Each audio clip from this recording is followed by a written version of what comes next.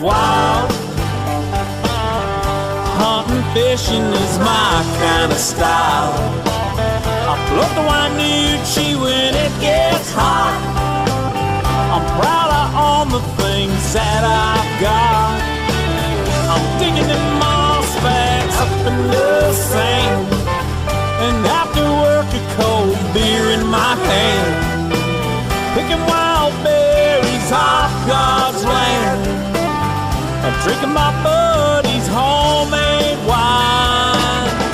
Living Northwest wild. Hunting, fishing is my kind of style. I float the Wainuchi when it gets hot. I'm proud of all the things that I've got. I'm digging them moss bags up in the sand, and after work a cold beer in my hand, picking wild berries off God's land, and drinking my buddy's homemade wine in the Northwest wild.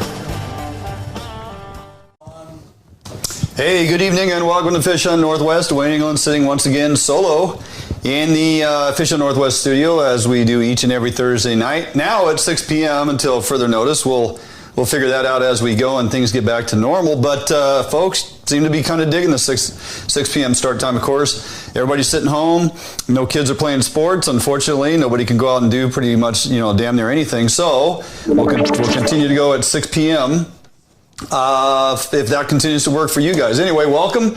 Barnum is once again not able to join me tonight, so we'll kind of, I guess, stumble through this the best I can and bring you as much relevant information as we can find. And I got to tell you, there's plenty of stuff going on throughout the week.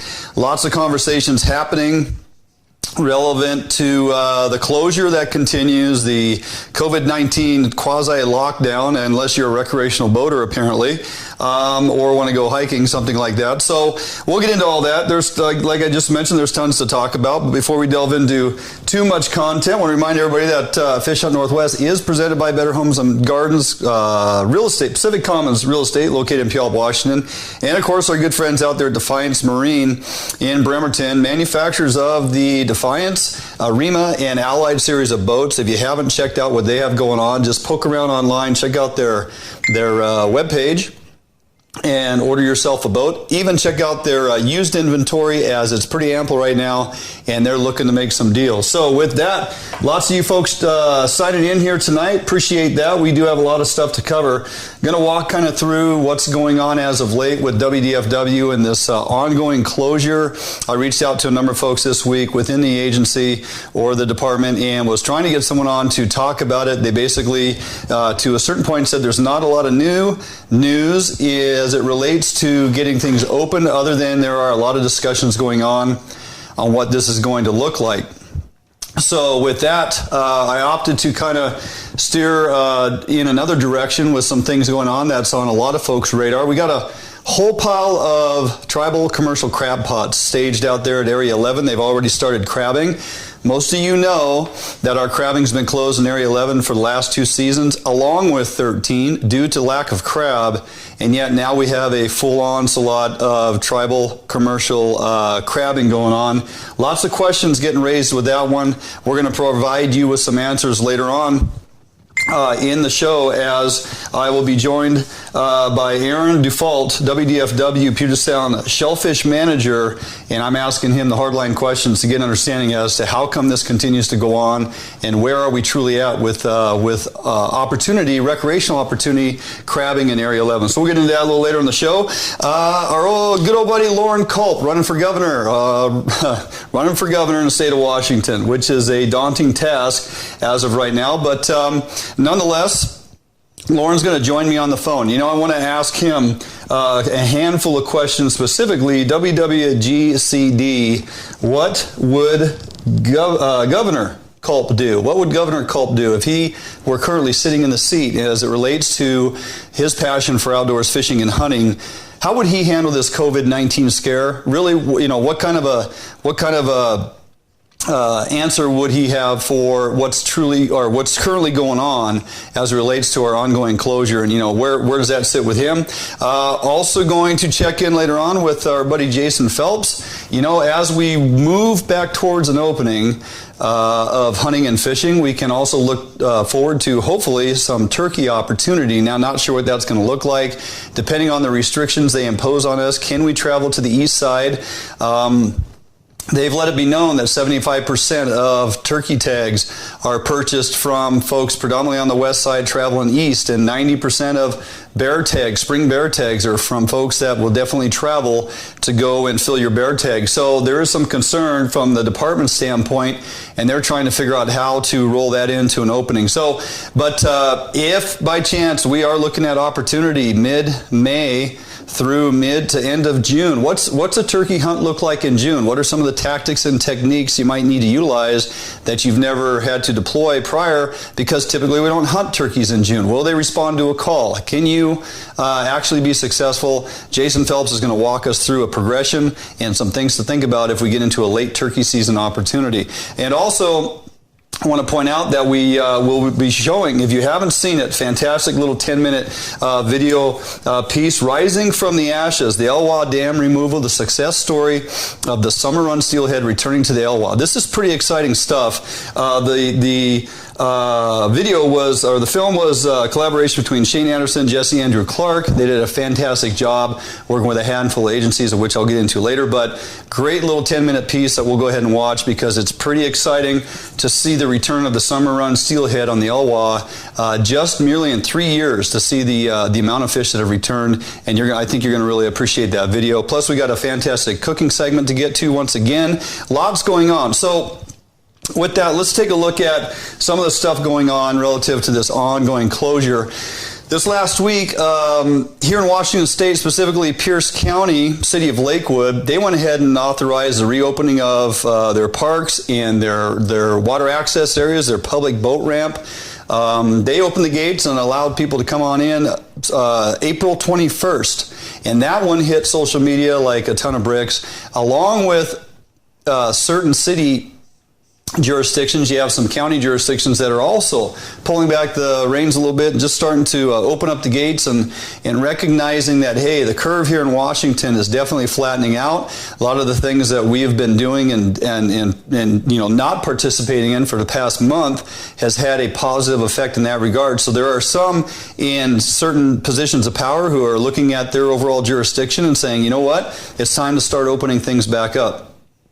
It's just asinine to me that we can have county and cities opening areas of access, parks, trails, opportunity to go do outdoor recreation, and yet it's okay to go pull a water skier after you've launched from that ramp, but by God, don't troll a kokanee rig at 0.09 miles per hour or a trout rig at 1.5 or whatever you want to do. Don't take your bass boat out there and fish the shoreline, go in searching of some smallmouth or whatever it is you're going to do on that particular body of water that's open up. So it's kind of conflicting in the message that's being sent. We've had a governor get on the TV the last couple of days, basically say nothing, babble on for 20 minutes about how we're going to maintain and continue and all those things. And I get it. I'll probably get blown up here to a point, thinking that I'm showing blatant disregard for the safety measures that have been put in place. Trust me, of all people, I get it. I work in that environment. We continue to check the boxes and follow a tight discipline each and every day we're at work, taking care of patients out there. My guys and gals and crews that are going out transporting these folks. It's not nothing just to roll over and do away with all your safe practices and all those things that have been put in place for this long and have been working. And to that point, that is the difference. The very first couple weeks that they closed fishing and hunting, a majority of us were on board, maybe not a majority, but a number of us were on board saying, okay, due to the fact we don't really understand this thing, we're taking high-density population areas and getting out to the rural communities, potential spread, and all those things that we all kind of came to agreement with and understood and got educated on. There was some understanding. Now, a month into it, you look at the efforts that have been put in, the curve is flattening. Let's face it, there's a ton of activity at your grocery stores, your Home Depots and Lowe's, your supply stores, your feed stores.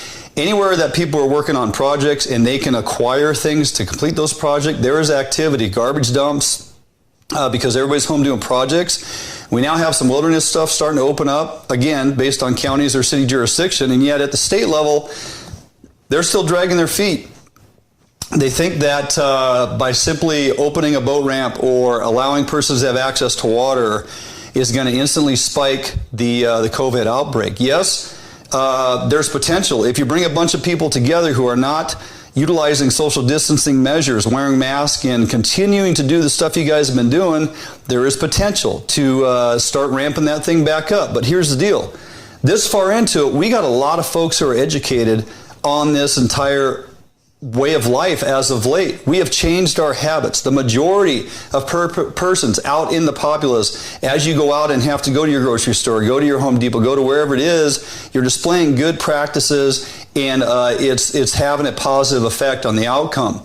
Just because we open up bodies of water and allow persons to go fishing or back in the woods to go hunting, it's not going to jeopardize the positive effect our distancing measures and practices have had thus far. This last week, there were a number of protests going on at different parts of our state.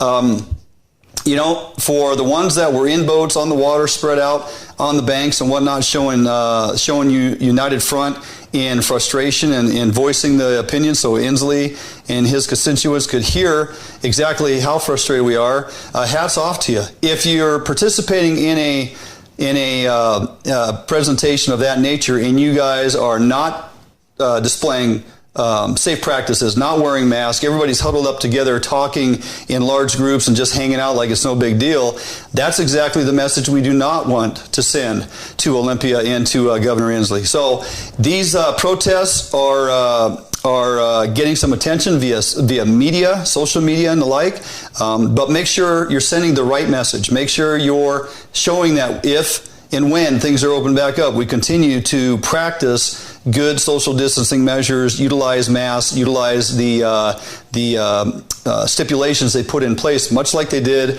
at the boat ramp there for City of Lakewood. There were some stipulations that you must abide by, or they would keep a watch on it and close it back down if it became problematic. I found it interesting in the spokesman.com, an article that was written. Dr. Kim Thorburn, who is currently one of our Fish and Wildlife commissioners, she basically said in the article, there is absolutely no evidence that hunting and fishing spreads the virus, said Thorburn, a Fish and Wildlife commissioner. And unlike the average angler, Thorburn is qualified to make this type of a statement, as is stated here. From 1997 to 2006, she served as the Spokane Regional Health Board's chief officer. So not only is she a commissioner, she's got an extensive history in field in medical.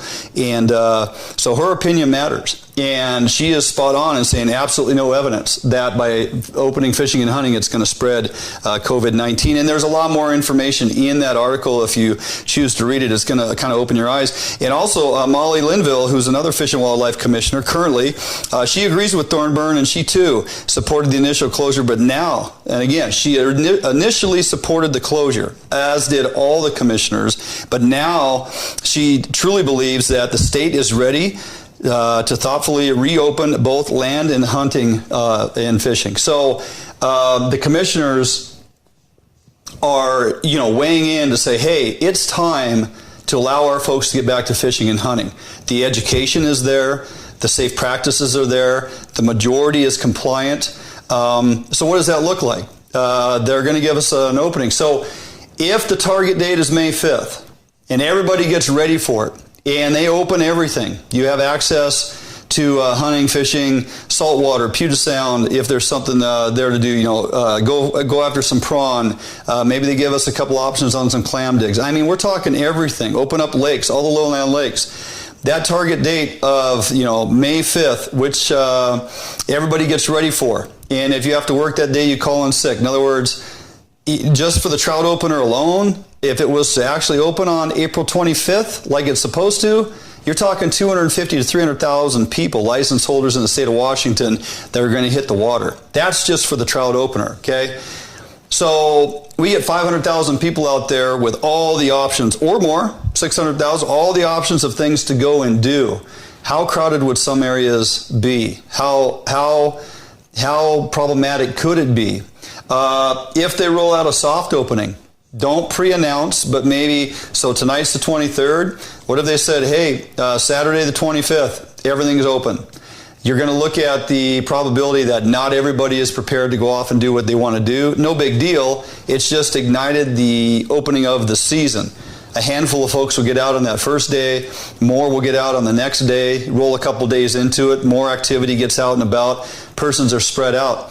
I just kind of look at it as if you give it a target date, and especially if you don't open everything, if you're going to isolate it to certain activities and not others, if you're going to put stipulation in that you can't travel out of county, if you're going to put in all these parameters, which may possibly force persons into defined areas or regions, you're just creating more of an issue. You've created this mess by closing everything down, and now you're going to open it with stipulations or parameters that may end up joining folks up into smaller geographical locations. So they got to be smart about how they do this. We don't know what the actual date is going to be. We can speculate. May 5th is one that's continued to talk about. But hey, is Governor Inslee going to extend business closures and everything till May 18th? There's rumors of that. Will WDFW follow suit? Director Suswin, Nate Pamplin, a handful of others weren't available for comment tonight. They're still working on this rollout plan. Assured me next week we're going to have a conversation as this thing kind of comes closer to actually happening. Some deadlines, some dates, what does it look like? Trying to get all that stuff put together for this next week. So I hope to have that information for you guys as we roll into the week. And of course, we'll keep it up to date on our Facebook page as well if anything breaks open. So with that, digging around social media and keeping track of other things going on, because believe it or not, there is still management issues going on in the realm of wildlife and fish and things happening, lakes getting planted with trout, gearing up for probable halibut opportunity, turkey season, spring bear, albeit late, what this is going to look like.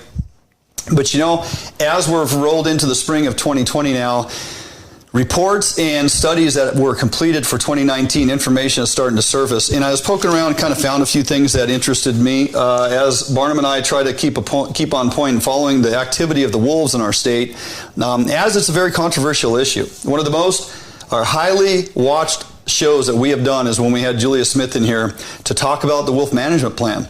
And I just found it interesting to see the uptick in population for wolves here in Washington state, but also in Oregon.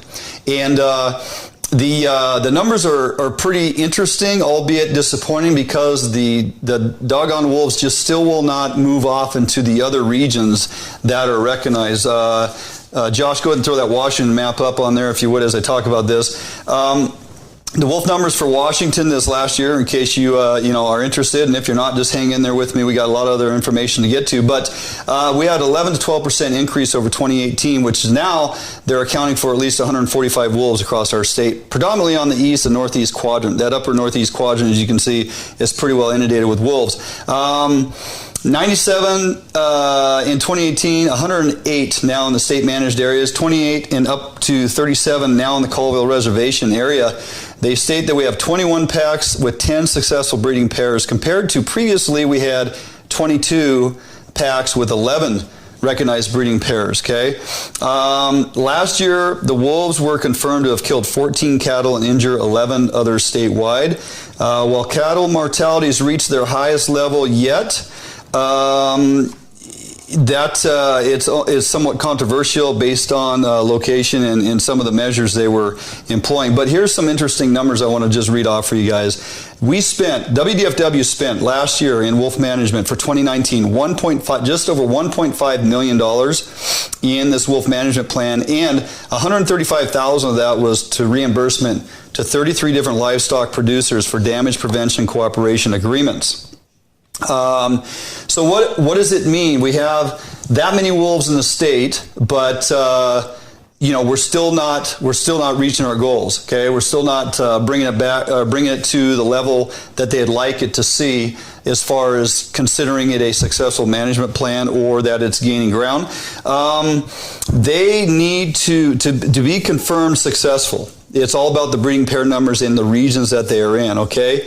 Confirmed successful breeding pair numbers are low in the northern Cascade region, absent in the Cascade Northwest Coast region, and last August, WDFW began planning for how to manage the wolves after they do reach recovery. In other words, they're listed right now under the state plan. Go ahead and bring it back here, Josh.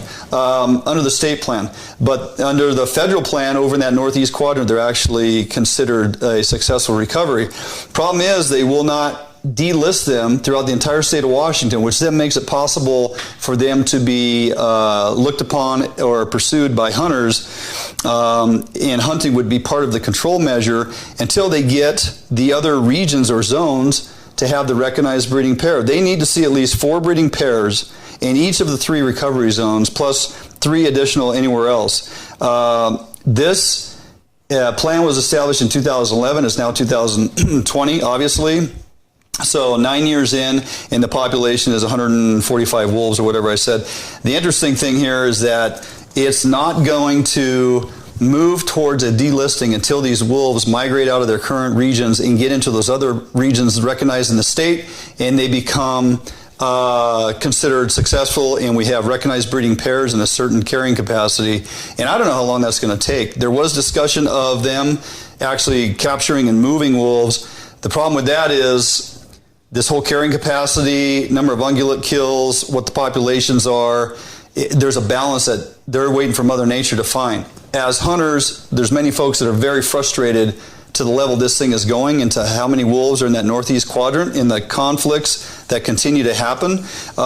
They removed a considerable number of wolves from that northeast quadrant last year that got the governor pretty fired up, and he announced that he wanted them to no longer use lethal methods in removal of wolves. It became very controversial.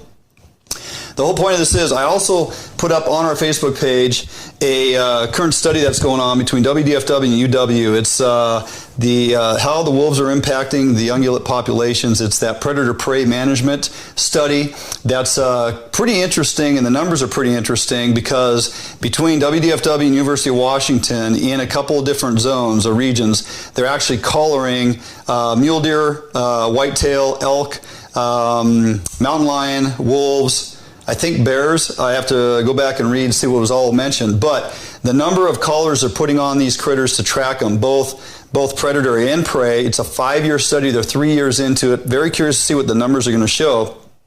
Because when you talk to people in that northeast quadrant of our state, how decimated the elk herds are, how much the deer populations seem to be dwindling down, and a lot of folks in that area, point directly towards the wolves.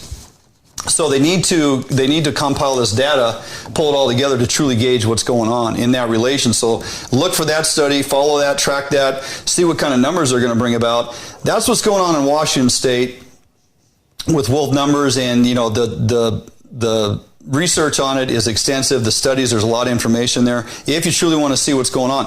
The thing I found interesting with Oregon, what caught my attention was that Oregon had released information that stated there's a reduction in the total number of buck tags available this year, 2020, as far as the number of buck tags, the number of antlerless deer tags, and the number of elk tags. Okay, so for Oregon, you are looking at a total reduction of 3,953, almost 4,000 buck tags less will be available to hunters in Oregon, 287 antlerless deer, and 670 elk tags. Go bring it back here, Josh. 670 elk tags less will be available. Now, the study or the information that came out with that as to why that many fewer buck tags, does, and elk tags were available is to a large outbreak of EHD,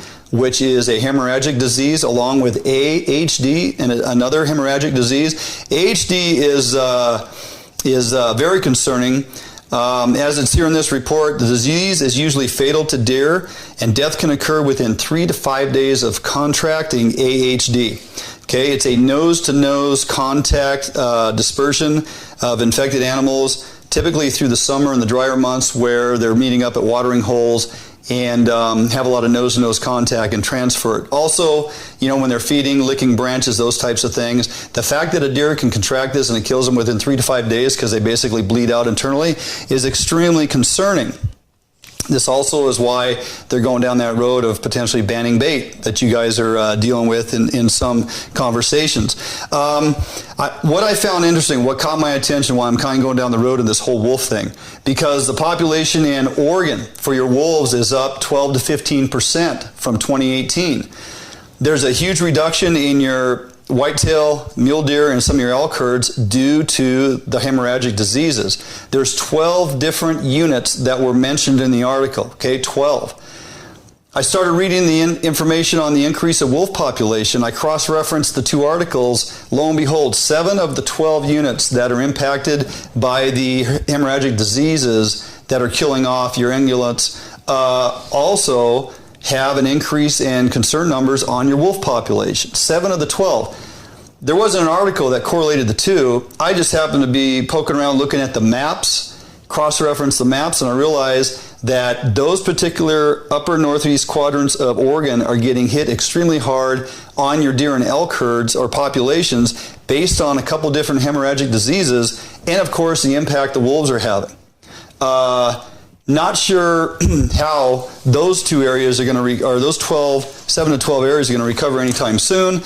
Going into this year, when you're down almost 4,000 buck tags and almost 700 elk tags to be distributed out towards hunters, that's really narrowing the opportunity in what used to be considered some pretty amazing hunting opportunity in those regions. So if you're not aware of that information happening in your backyard there in Oregon, you should look into that because there's a lot going on and it affects you as a hunter in your opportunity to get out.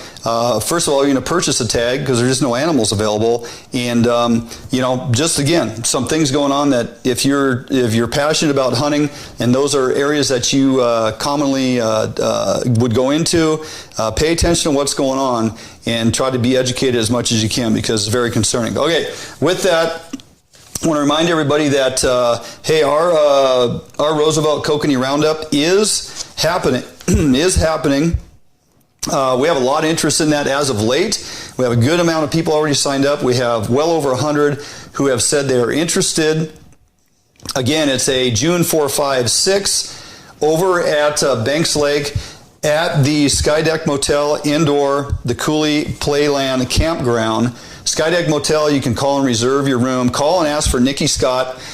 Reserve your room, $85 a night versus the normal rate of $135. The Cooley Playland Campground, call and talk to Hal or Lou. $30 a night for tent site indoor RV hookup.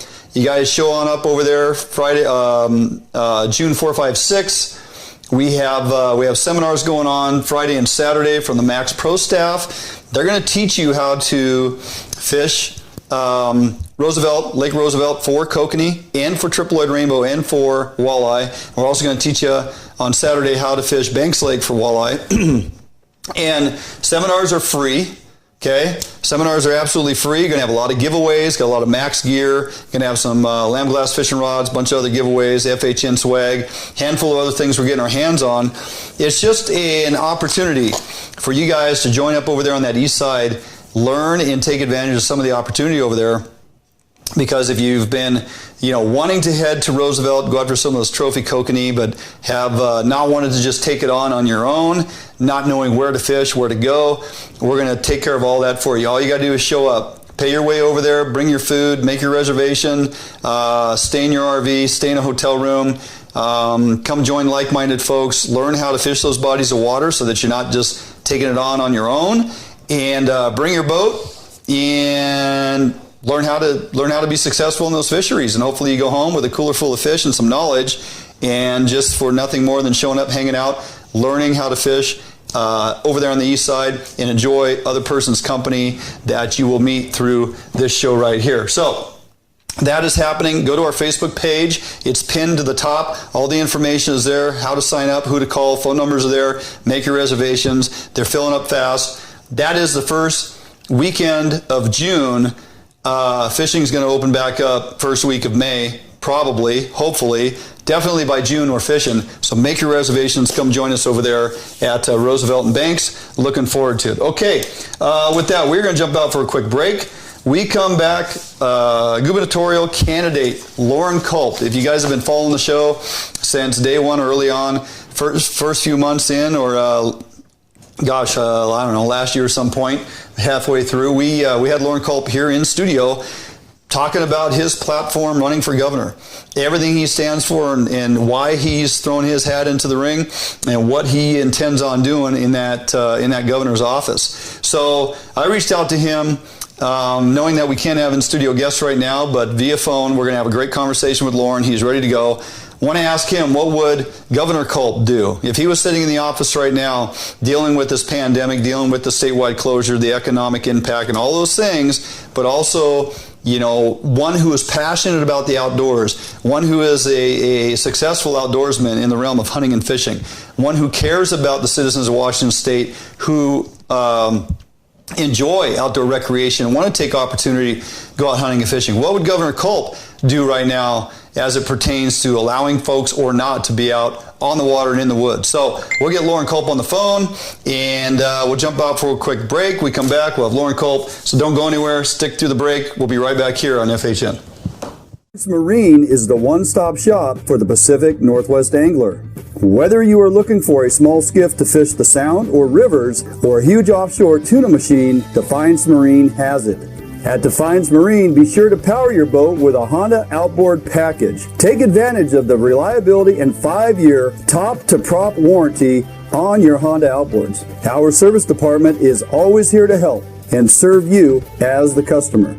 Did you know Defiance Marine has boat financing experts to help get you the best term rates on your new boat purchase? If you need financing for that new boat, call us today.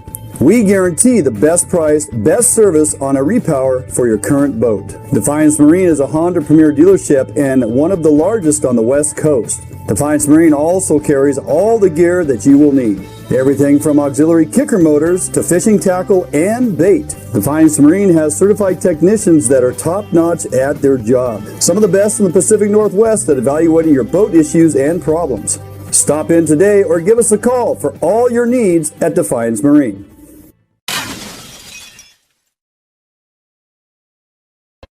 At Metal Supermarkets, we understand your need for fast access to a wide variety of metals, so we've made it easy. Our network of stores carries a wide variety of metal in all different types, shapes, sizes, and grades, with no required minimum order size. Who could ask for more? Simply tell us your dimensions online, on the phone, or in store, and we'll cut or process the metal to your desired size, often while you wait. We offer same-day service and can deliver the metal right to your door or job site. We even source hard-to-find metals, so no matter what you're looking for, Metal Supermarkets can provide it for you. And we're conveniently located with brick-and-mortar stores in Seattle and Portland, so you can check out our extensive stock for yourself. Superior customer service is guaranteed. Quality service from real people who know metal. We are the small quantity metal experts. To place an order, simply call a store to talk to one of our knowledgeable customer service representatives. Fill out a quote request online, order off of our e-commerce website, or visit one of our many locations and pick out the metal you want. Whether you're a small or large business, government, homeowner, or hobbyist, we make it easy for you to buy the exact metal and just the amount you need. We've been doing this for over 30 years, so we know how to get it done. Metal Supermarkets, the convenience stores for metal. Visit or call a Metal Supermarket store near you today. What if there was a smarter way to search for your new home? Introducing the Better Homes and Gardens real estate website and mobile app. This revolutionary new search tool puts your needs first. Narrow your search to what matters most to your family, like school data, school districts, and even walk scores. Get easy access to your local affiliated agent, as well as unique and local insights about neighborhoods and properties directly within the app. With synced and saved preferences, you'll always pick up wherever you left off. Get your smarter search started today with Better Homes and Gardens Real Estate.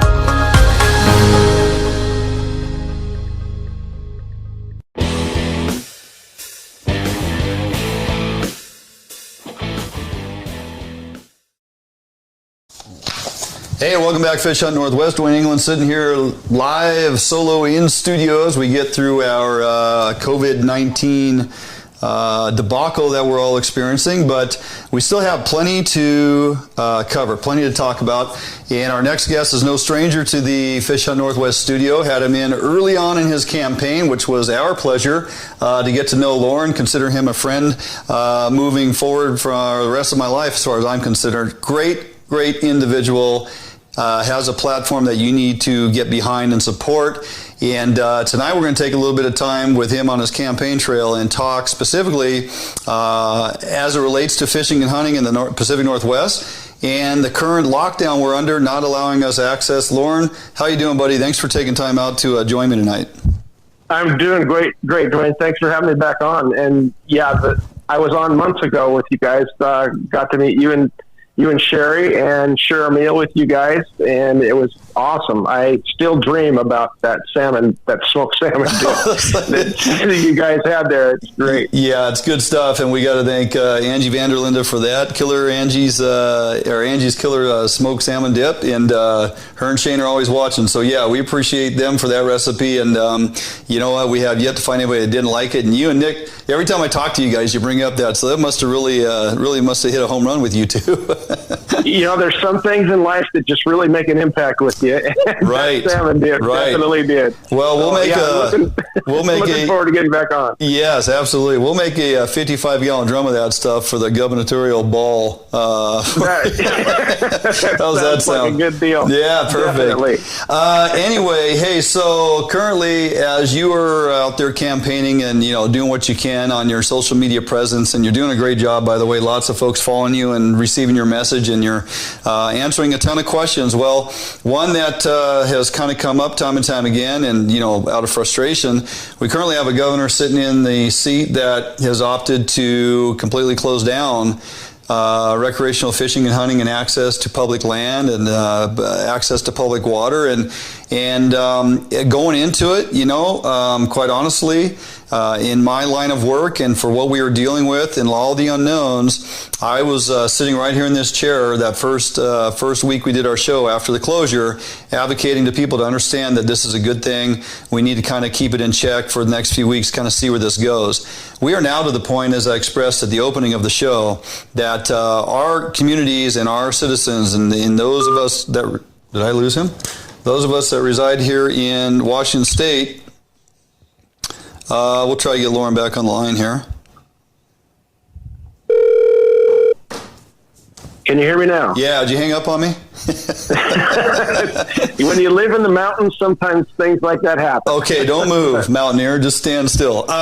Yes, sir. Anyway, at this point, our folks in this state are pretty darn educated on safe measures and safe practices. And I think you would. Absolutely. I think you would agree with that. Yep. So, how do you look at this whole fishing and hunting closure, lack of opportunity for people to get outside and enjoy for their sanity, for a little bit of stress relief, just to feel like you have a sense of value and you're able to participate in this stuff? I mean, where are you at as far as giving folks the opportunity to should be out there doing that? Well, what's going on right now, Dwayne, is it's unprecedented. This has never happened in the history of our nation. I dare someone to find a time in the world that this kind of draconian restrictions have ever been placed on Americans ever. We've been through viruses much worse than this. The Spanish flu. We look at all the scare that was around during the bird flu and the swine flu and all of these viruses throughout our history that we have dealt with. There's never been the government overreach that we're facing and seeing right now, today. And I think that it is definitely gone overboard. If I was governor and this would have happened, I would never think about suspending citizens' constitutional rights. Mm-hmm. The freedom to peaceably assemble, the freedom for religion, and a lot of the governors, mostly Democrats across the nation, were jumping all on the bandwagon and restricting citizens' rights right from the get-go. And I just kind of looking around, it's like, what the heck is going on? You know, at first I'm thinking, well, there's something a lot more sinister that they're not telling us about, you know, about this virus. Because I've been on this earth for 59 years. I've never seen or experienced anything like this level of hysteria, first of all, by the media, and then the draconian lockdown of citizens by our elected public servants. And I would have gotten on, much like President Trump has done, had press conferences with medical professionals, pass on the information from the medical professionals, because I'm not a doctor. Jay Inslee's not a doctor. President Trump's not a doctor. But pass on the information from the healthcare professionals about what's going on, what it is, and what we need to do to protect ourselves, our family, and our loved ones, and what would happen possibly if we do not. But I would not strip people's constitutional rights and become a king and tell them, you know, this is what you're going to do. You're going to go in your house. You're going to shut the door. You're not coming out. Mm-hmm. That's absolutely un-American. It flies in the face of freedom. Our founding fathers have to be rolling over in their grave right now. I mean, there have been too many flag draped coffins in our nation's history of people who have fought and died for our freedoms. To have one elected public servant sitting in the governor's chair saying, you can't go out of your house. You can work, but you can't. You can open your store, but you can't.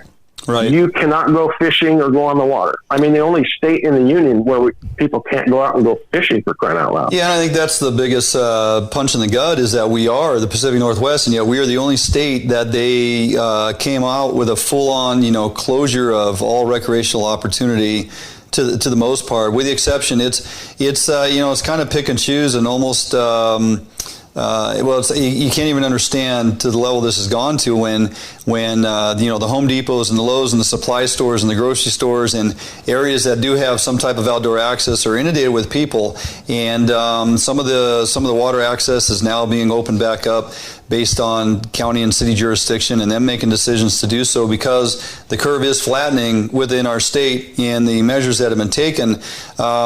So by simply opening up fishing and hunting back at this point now, instead of waiting another couple weeks with all the activity that's still going on and has been this entire time, the curve is continuing to flat even under those conditions.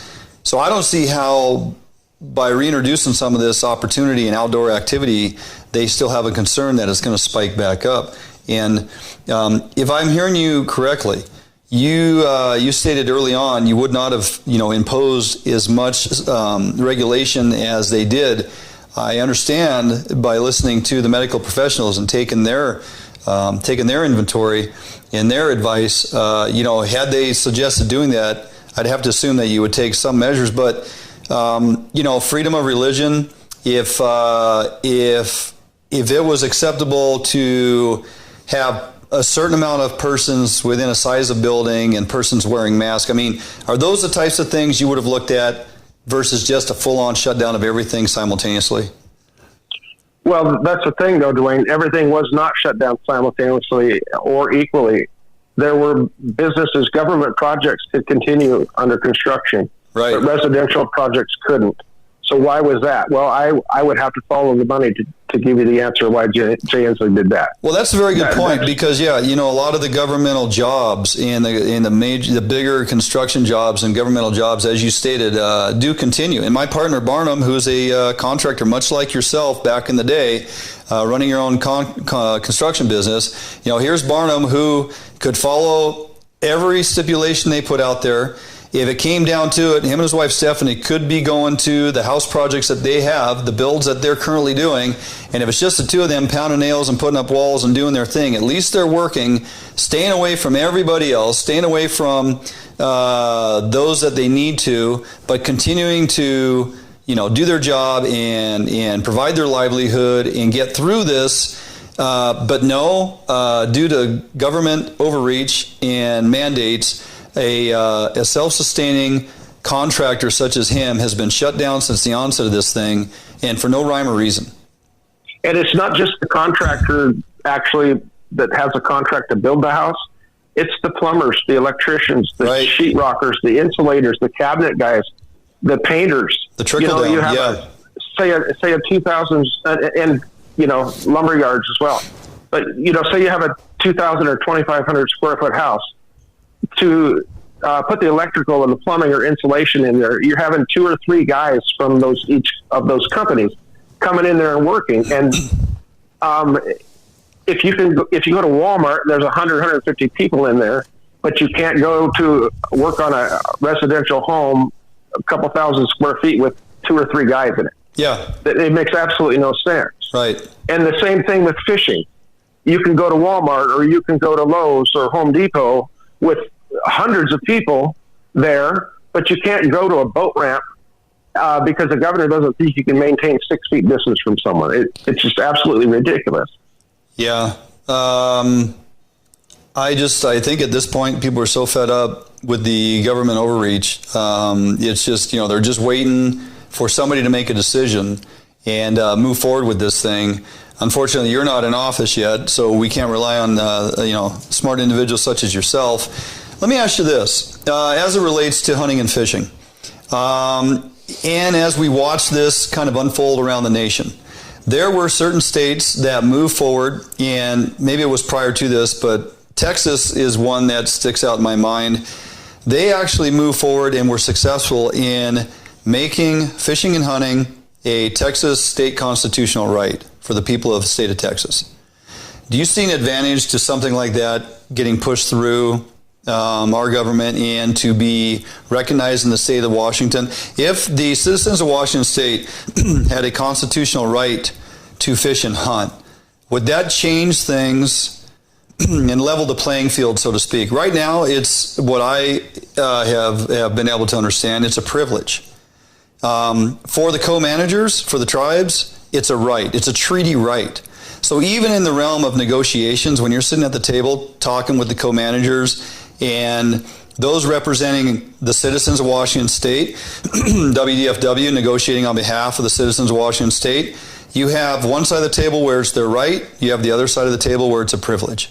If we had a constitutional right, do you think there's power in that? Is that something the citizens of Washington State should look at? It seems to be successful in other states in the union.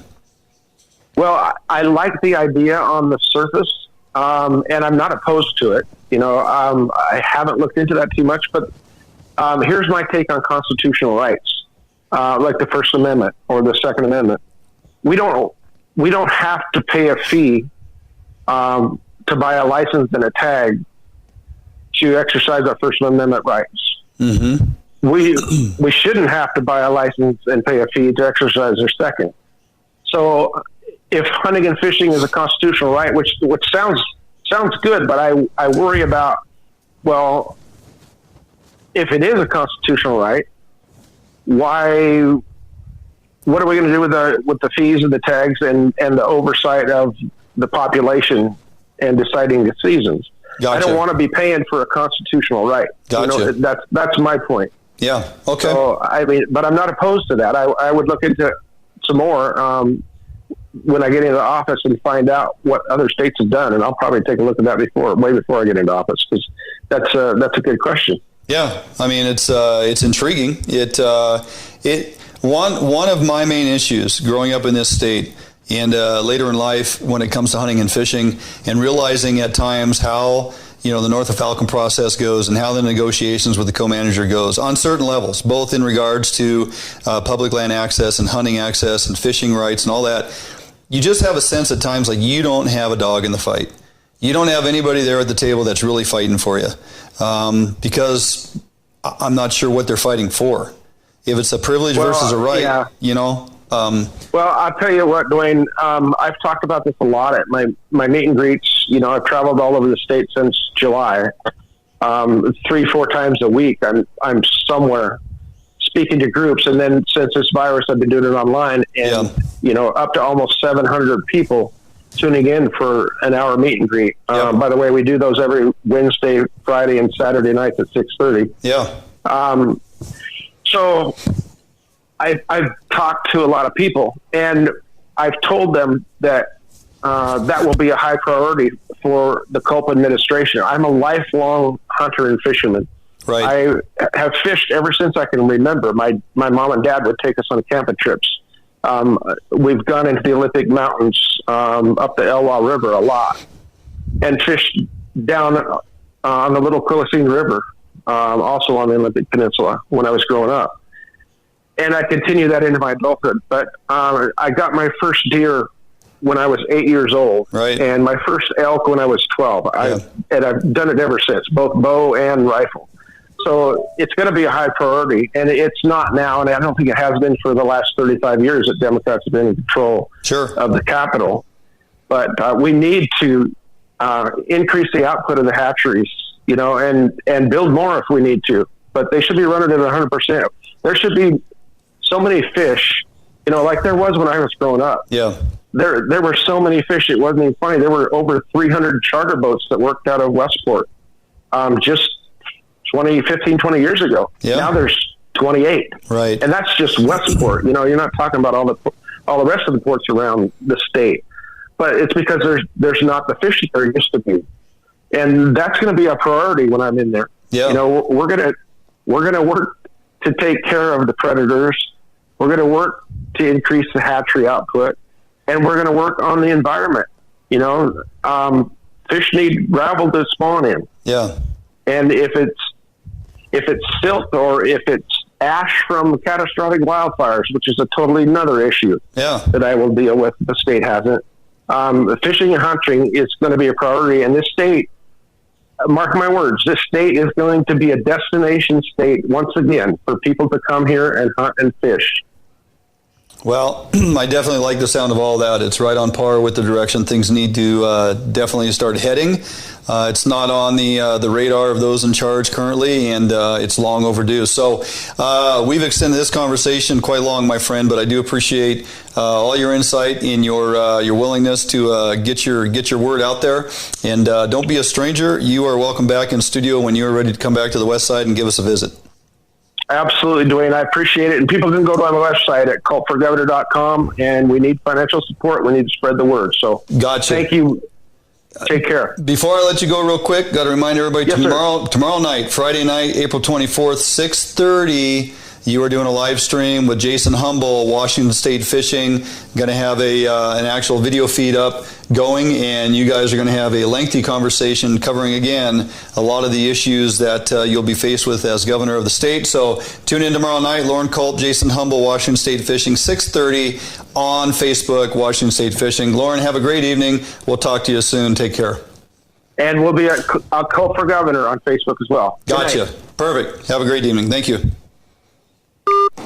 All right, there you go. Loren Culp made quite a good statement there towards the end. He is concerned with the environment and enough gravel for spawning and reestablishing habitat, and recognizes the destruction the wildfires have done to our state as of late over the past several 10 years or so.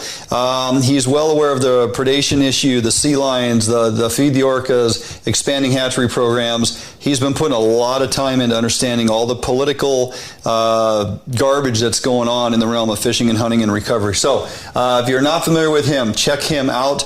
Tune in tomorrow night on Facebook or Culp for Governor. They're going to have a fantastic conversation. Jason Humble is well prepared with a lot of questions from you all who will be joining them over there tomorrow night, as I will be tuning in to listen in and watch as well. Okay, jumping out for a quick break. We come back. Time for the recipe of the week, miso-yaki black cod. If you are, when we get out back on the water and on the ocean and we are going for deep water lings and halibut, you may encounter every once in a while that bonus black cod, like the beard pulled out of the depths of below of 800 feet last year.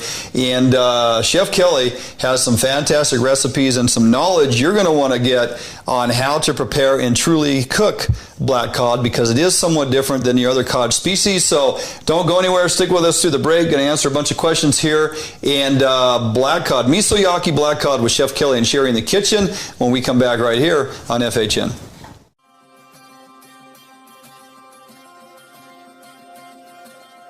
Allied boats are built by West Coast fishermen for West Coast fishermen.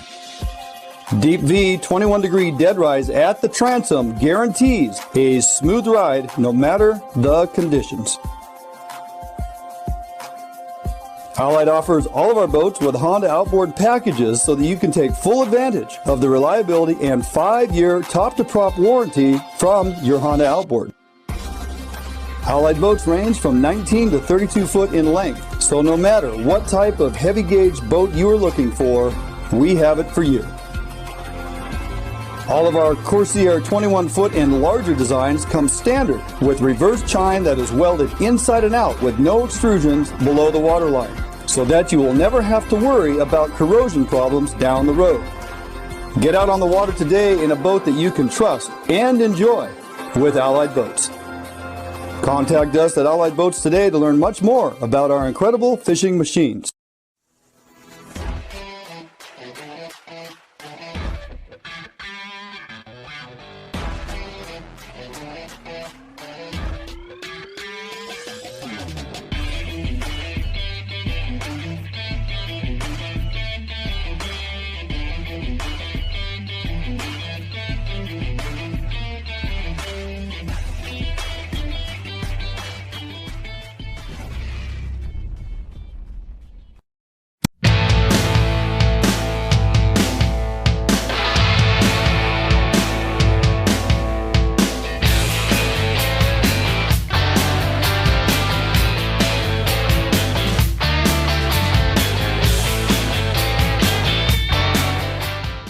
Everyone, welcome back to Fish Hunt Northwest. We're here in the kitchen with Chef Kelly for our recipe of the week.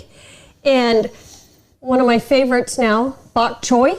Yes, bok choy and kind of cod. This is black cod. Black cod. Yeah, you can see it has that black skin on it. Yeah. Yep. Hence the name. Yep. Yeah. And we're going to be doing actually a rehash of our other recipe.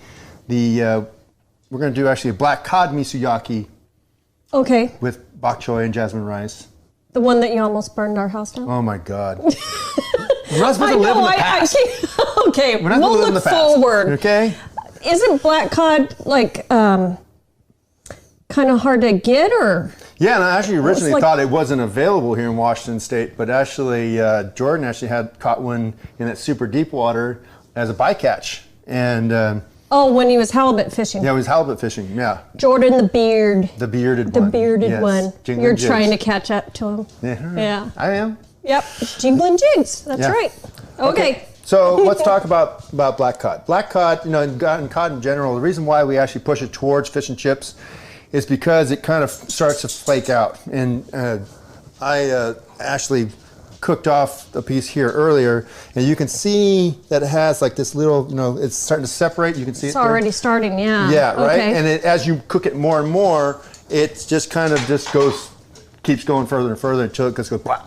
So that's why it's not very popular as being. You'll never really see as sautéed cod on a menu. And the texture's a little bit different too than it's a little bit cod. mushy. It's just it's not. You just need to have a little bit of experience with it. And so this is the reason why we actually make this sauce. It's called misuyaki, and it's made of mirin, sugar, sake, and what is it? Mirin, sake, soy, and what do we got? Did you go blank? Yeah. Oh, wait, sorry. Sugar, miso, sake, mirin. Okay. There you go. All right, and we'll have the recipe up on the screen here to show you. Okay. All the recipe, but it's a very thick sauce, and so work with it kind of on room temperature. And we marinated this. This one was marinated for 36 hours, but you're just going to have to go by feel because once you start to feel it, change the texture from see how it's kind of squishy to like now it's starting to get firm. But we don't want it to be a rock. Okay. Okay. Then you've just destroyed it. Yeah. Okay. And you full on cured it. All right. So obviously you can see I've already started that piece right there, and so we're just going to saute off some vegetables. Okay. Okay, so we're going to start with a little bit of oil. So a pretty hot pan. Yeah, pretty hot pan. Okay. There you go. There you go. Now we know. Yeah, about 2 cloves of garlic worth. All right. Okay. Maybe a little more oil. Okay, now it's fragrant. Okay, we're just going to dump and go about tablespoon of mirin, tablespoon of oyster sauce, a teaspoon of sesame oil. Okay, these are pre-blanched bok choy. And by blanching, you just... We kind of lock in the color. Okay. Okay, you can see that, you know, this... Yeah, they're really light. Yeah. Okay. Okay, so earlier I made a butter sauce.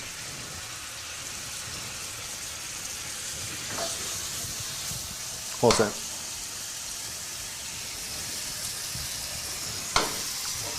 So I made a butter sauce with a little bit of white wine, and I've made this before. White wine, a little bit of vinegar, and Oh yeah, I remember it. Right? Yeah. And you have a bay leaf in there, or bay leaf, and then cream, and then finish with a little bit of butter. Okay. Okay. And so we're going to make a wasabi. So you told me something about wasabi. It's, So, you know, everybody goes, "Oh, I get the authentic wasabi." I'm like, you know, that the powdered wasabi is actually just horseradish that they put food coloring with, right? Right. Okay. Sorry. Okay. Sorry to burst your bubble, guys. All right. So we got some jasmine rice already cooked up. Okay. I'll go ahead and get this for you, Chef. Oh, thank Do you. you think you can get it out of there without yeah. making a mess? Uh-huh. Oh. Oh. Oh, there it goes. Yeah. All right. Yeah. I wasn't so good at that when we started out. And now you don't trust me, so you proof it for me. I don't know what you're talking about, you know? Okay. That looks great. Right. Yeah. Okay. And we're going to add our fish. And so the only thing I can kind of suggest about you, about cooking this, is don't cook it on high temp. Is you're trying to fight this color here. You know, it wants to burn on you because it has a super high sugar content. Okay. And so just kind of cook it slow, you know, kind of slow. And then if you need to get more color, just turn up the heat. So I would cook it slower first.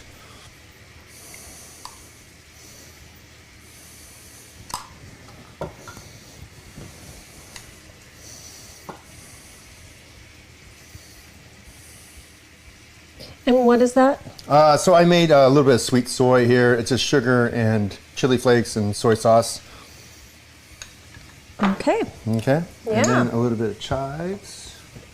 I keep taking your stuff away. Yeah, pretty much. You know. I'm trying to be sufficient here. Efficient. There you go, guys. Oh, wow. Okay. Here's our miso-yaki Lift cod. that up for them. Yeah. Oh, With the bok choy, jasmine rice, and wasabi. smells amazing. Butter Go sauce. ahead and finish. Yeah, wasabi butter sauce. Okay, well, while we enjoy this, we're going to go ahead and throw it back to you guys in the studio.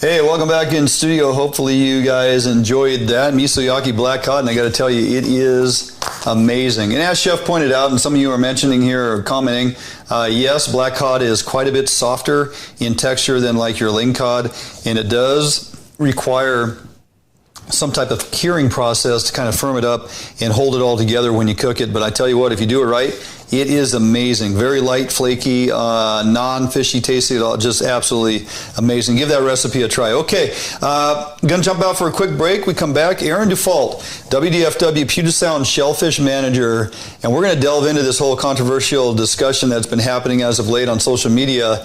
Why the heck is there a tribal commercial crab opportunity in Area 11 that's been closed down to recreational opportunity for the past 2 seasons? And how do we arrive there? You know, is this an agreed to fishery, and what is actually happening? So don't go anywhere. Stick with us through the break. Throw out some questions here. We'll try to get them answered, and we'll see you right back here on FHN.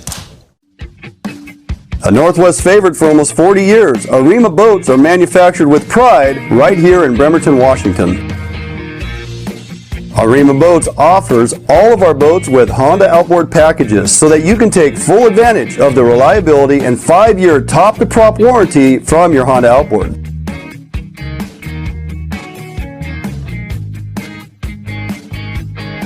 With literally thousands of Arima boats on the water throughout the Pacific Northwest, Arima boats are a proven hull design that offers incredible fuel economy and all of the amenities that a serious angler is looking for. All Arima boats are built without any structural wood materials. That is why we back our boats with a lifetime warranty. All of our Arima boats are designed to maximize deck space while also providing ample seating. Contact us today at Arima Boats for all your boating needs and let us help you get out on the water.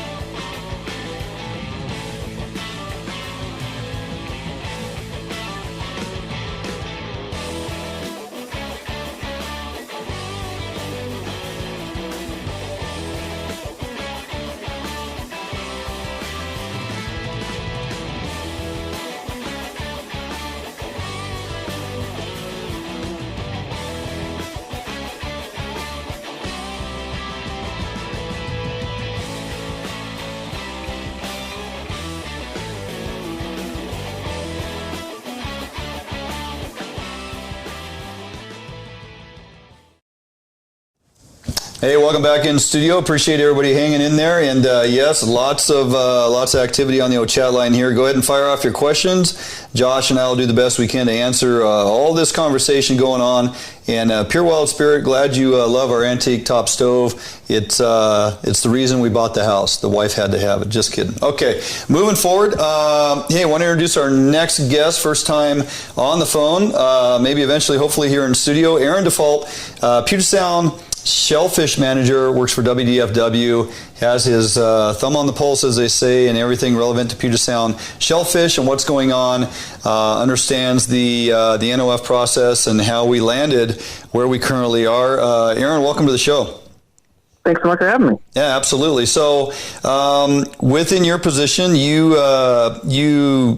have a great understanding in our conversations as to what's truly going on out there. So for those that aren't aware, we obviously have had a recreational and commercial closure in areas 11 and 13 the past couple of years based on lack of crab, for I guess lack of a better term or understanding. We just haven't had the crab that we needed to conduct full-on recreational commercial harvest opportunities. Is that fair to say?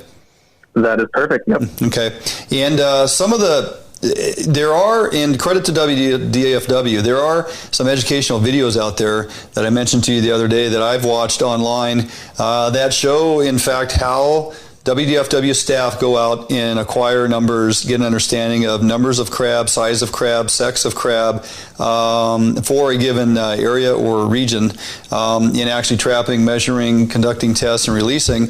Is there also efforts put into gathering or understanding the percentage of larvae in floating in the waters after that time of year when they hatch out, so you can see if we have a population restructuring, or how do you guys go about that portion of it?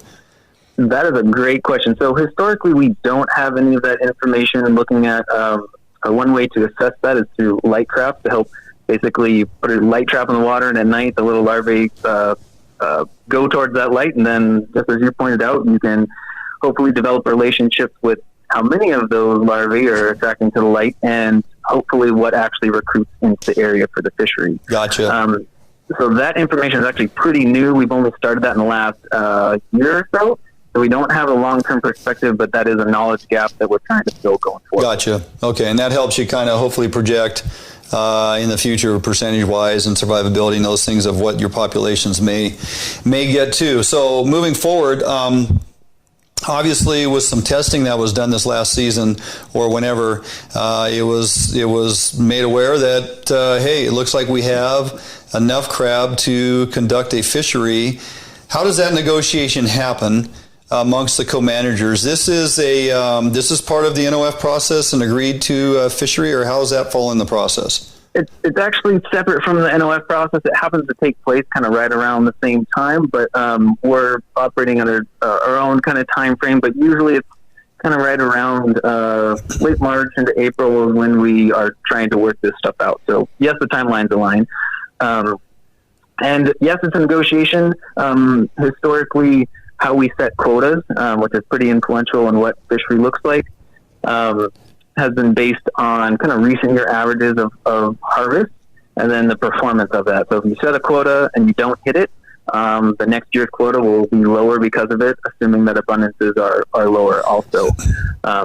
In this particular area, the quota that we looked at this year was actually using test fishery information to help determine that. And so from test fishery information in that area and taking a conservative approach, that's where we landed this year. I can weigh in on at least the number in just a second, but at least how those discussions take place. So again, it's coming up with having technical staff exchange data and kind of analyze what, at least on the test fishing side, what does it look like a reasonable quota would be given that test fishery information in this area. And then, at least for Marine Area 11, given that we've been closed for a couple of years, we wanted to proceed cautiously. So we had that perspective going into those negotiations. What is the agreed to quota? Or did you guys come to agreement on the actual availability? So we had some tense preseason negotiations, but we did finally arrive at a quota of 37,500, which is a bit lower than some of the historical quotas, but a little bit higher than some of the last year's catch preceding the closure, if that makes sense. And how is that quota divided amongst the tribal commercial and the recreational opportunity? So the 37,500 is actually a share for the recreational community, and so the tribes have an equivalent 37,500 for their commercial fisheries. Okay, so our 37.5 is our side of the overall, and their side is also 37.5. Correct. So 75,000 total quota, and then split evenly between the two. What is the reasoning behind it? Always seems that even as it pertains to certain fisheries, halibut fisheries, shellfish in particular, tribal commercial opportunity goes in before the recreational opportunity. How come there's not recognized language that has been discussed previously or is mentioned in other types of documents in common with, and or why do we not fish at the same time? Great question. So at least for crab, the answer might be different for salmon fisheries, but for crab fisheries, so we have commission policy that lays out that we have a priority for having dependable seasons and predictable seasons. And through public input in developing that commission policy, we know that the summertime is when the weather is the best, when folks want to be out crabbing. And so given that we normally start fisheries off in July, there is a significant amount of time prior to July when a fishery could be put in place. And around Puget Sound, it does depend on how much, typically tribes do go in first, but how much is taken in any of those fisheries depends by area pretty greatly. And so in this particular area, the majority of harvest does occur all prior, on the tribal side, the majority of it does occur prior to the state fishery occurring. There are in our management documents provisions regarding equitable harvest, but at least in this case, because we have a commission policy that we want to have our fishery during the summer, and the motivations for the tribal fishery and when it would or wouldn't take place are different. They're looking at market concerns and things like that.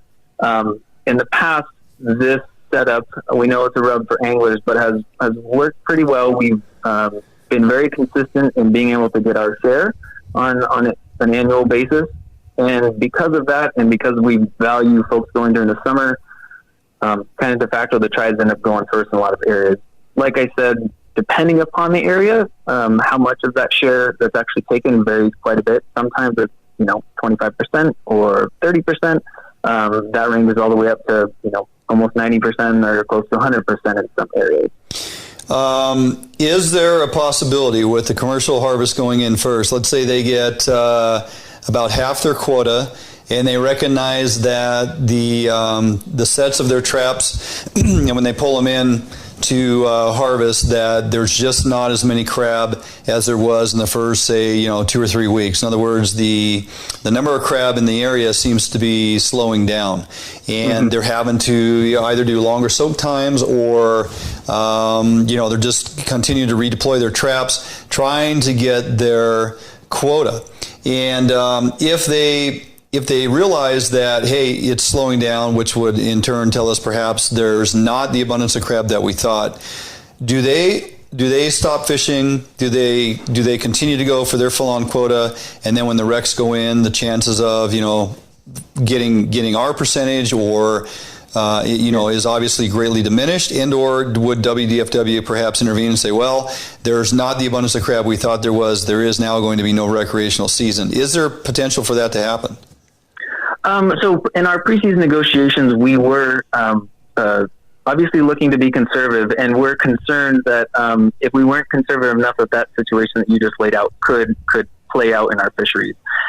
And so the quota of 37,500, which was lower than where we initially started, we think affords some of that uncertainty to have our fishery occur after the tribal fishery, even if they catch their full share, and still have enough of a buffer almost in place that we can get our share as well.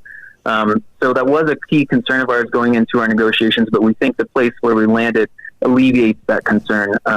But obviously we don't have 100% certainty with anything, but that was a key issue that we were concerned about. Okay. And was it clear and concise across the board? I mean, did you guys come to full-on agreement in how this season would be conducted, or did it come to I don't want to necessarily say a breaking point, but some discrepancies that you couldn't agree to, and the tribal commercial is going ahead and going fishing anyway? Yeah, so we did have some tense preseason negotiations, and it was a bit of a struggle for us to get on the same page. But with that said, in our shellfish management, we have a couple different management tools that help us in a situation where we can't come to agreement. And that played out this season. The state and the tribes have the opportunity to file a regulation that is basically a regulation to go fishing without an agreement. So that did play out this year. We went through a process of responding to that and through for conservation reasons. But we think the place that we arrived at in the end, we can, regardless that the regulation still is a regulation to fish without agreement, we agree with the quota that they are targeting. We think that is an acceptable place for both parties to be at. Okay. All right. Well, pretty good information all around. I think it sheds some light on how these seasons are constructed and, what we can look forward to. Just real quick before I let you go, Aaron, what are you anticipating in areas, say, 9 and 10? Do we look like we have a pretty ample population of crab this year? Should crabbing do fairly well? Are we going to look at similar same seasons as last year with certain days of the week and being closed other days? What's it kind of looking like in areas 9 and 10? Pretty much what you just said is exactly true. So yes, similar abundances to previous years. You will expect similar seasons. Okay. In Marine Area 11, we're still working out what that season will look like because the quota is lower. Sure. We will have to modify the season in order to make sure we stay within the quota. And then in addition to that, when we have areas adjacent to each other open, if we can, we like to make those regulations consistent, help anglers out, help enforcement out. And so as far as Marine Area 10, while I can't say it's going to be exactly the same, pending aligning regulations with 11 and 10, the 9 and 10 will largely be pretty similar with similar quotas to previous years. Gotcha. And actually, before I let you go, any glimmer of hope? Are we kind of recovering in Area 13, or is it still a ghost town? So we did one of those videos you referenced earlier with our folks doing test fishing down in Marine Area 13. Abundances of Dungeness crab have not recovered there, so no likelihood or no likely opportunity this year. Sure. But we'll be keeping our eye on it going forward, and as soon as we see things turn around and we think we can have a sustainable fishery, we will let you guys know. Perfect. Well, Aaron, really appreciate you taking time this evening. Do not be a stranger. We enjoy our crab opportunity. We enjoy our crab information. And, if we can help you guys get the information out there that's going to give folks some hope that we do, in fact, get a season, I will definitely keep you on the phone. So I really appreciate the opportunity. Thank you. Awesome. Great, man. Have a great evening. We'll talk to you soon. Thanks a bunch. All right, there you go. Aaron Dufault, WDFW Shellfish Manager, and kind of laid it out there as to how these seasons are negotiated amongst the tribe and the user groups. A lot of you probably don't agree with it. It is what it is when it comes to the negotiating table in our fisheries and our shellfish fisheries and our clamming opportunities and things. Unfortunately, at times it seems like we take a back seat, but I guess there is some validity in his point. Recreational crabbers would much rather be out there in July, nicer weather, calmer Puget Sound, sunny days, and pulling crab, while you hopefully get an opportunity to drag around a troll rig and try to find some Chinook. So with that, hopefully you found that information useful. Blow us up here on the old message thing. Send us messages on our Facebook page. And if you have some disagreement or need some more insight, I can certainly track down Aaron and get your questions answered. With that, we are going to jump out for a quick break. We come back, going to introduce you to a short docu-film, a little docu-piece that was created by Shane Anderson and Jesse Andrew Clark, Rising from the Ashes. If you have not seen this, this is very compelling. With everything going on and at times the doom and gloom, this here is a glimmer of hope. This actually shows us and gives us hope for the future in the removal of a couple dams on the Elwha as little as 3 years ago, 2016, and by 2019 we're looking at over 900 summer steelhead have reestablished in the upper Elwha. It's pretty amazing, pretty compelling information. We'll take a look at that little 10-minute piece here. We come back after this commercial break right here on FHN. Defiance boats are built without any structural wood materials. That is why we back our boats with a lifetime warranty. All of our Defiance boats come standard with large fish boxes that are fully insulated so that you can ice your fish properly all day. Defiance boats feature a 21 to 22 degree dead rise at the transom and a large reverse chine for incredible handling and stability offshore. Defiance boats are foam, flotation filled, and unsinkable for the ultimate in safety while fishing offshore. Defiance boats feature fuel-efficient hull designs with large fuel tank capacity so that you can have maximum fuel range for making long offshore runs completely safe and affordable. All Defiance boats come standard with self-bailing decks for improved safety while at sea. Defiance Boat offers all our boats with Honda outboard packages so that you can take full advantage of the reliability and 5-year top-to-prop warranty from your Honda outboard. Defiance Boats for all your boating needs, and let us help you get out on the water.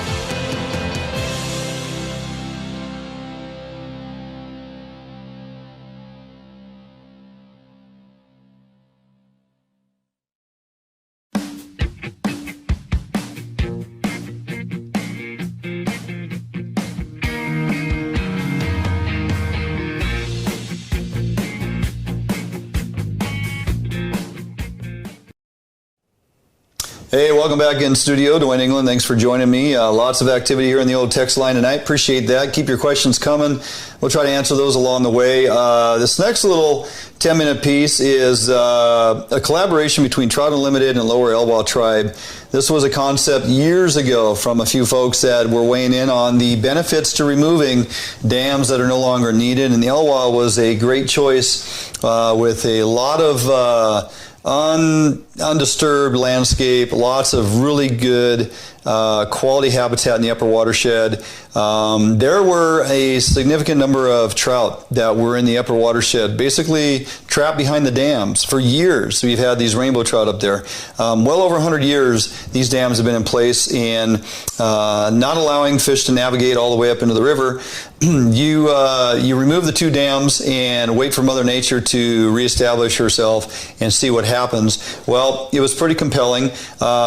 Lots of folks had their hand in on this. John McMillan with Trout Unlimited and a handful of other biologists and whatnot essentially are swimming the river, documenting, tracking, counting fish, keeping tabs on what's going on, videoing, and just over the series of 3 years, all the information that they've acquired and put together. Also motivated Shane Anderson to get involved and do kind of a docu-series on the progression of this thing. And I think you're going to enjoy this. If you haven't seen it, it's only a 10-minute little short film, but it is full of very, very compelling information that shows you, given the chance and the opportunity, Mother Nature has the ability to rebound. So we'll jump into that video. We'll take the next 10 minutes, watch, enjoy, and then we'll come right back here in studio.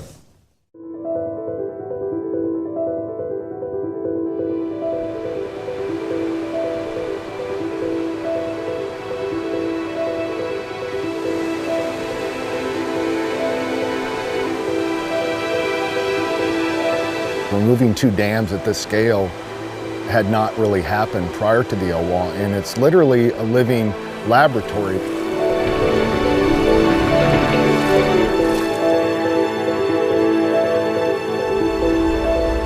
So you have a river system that's intact from its headwaters to the ocean. I think there is kind of one species to me that has stuck out, one life history of fish that is really a remarkable story more so than others. And that are the summer steelhead of the Elwha River. It was thought that they were basically extinct, and now they're coming back in numbers that are very impressive.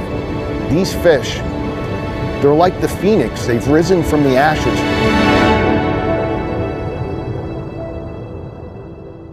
This project wouldn't have happened if it wasn't for Trout Unlimited and the Lower Elwha Tribe, and it evolved into, well, if we're going to go all the way up there and do this summer steelhead work, let's sample the whole river again. This will be our 4th time in the Elwha.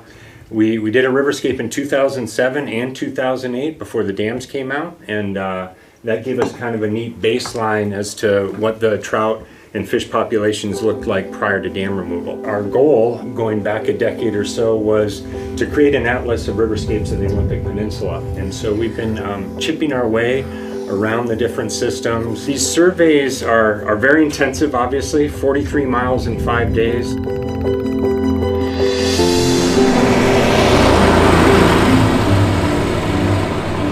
We have 4 teams composed of researchers from the Olympic National Park, the Lower Elwha Column Tribe, NOAA, Fish and Wildlife Service, Trout Unlimited. It's a big collaboration. So the plan for this particular Elwha riverscape is more of a focus on the summer steelhead, but also to include any other species we observe throughout the watershed. It's a nice sized fish. Looks like a girl. I walked into this week a little bit scared. This year, the returns of steelhead appear to be pretty poor along much of the west coast.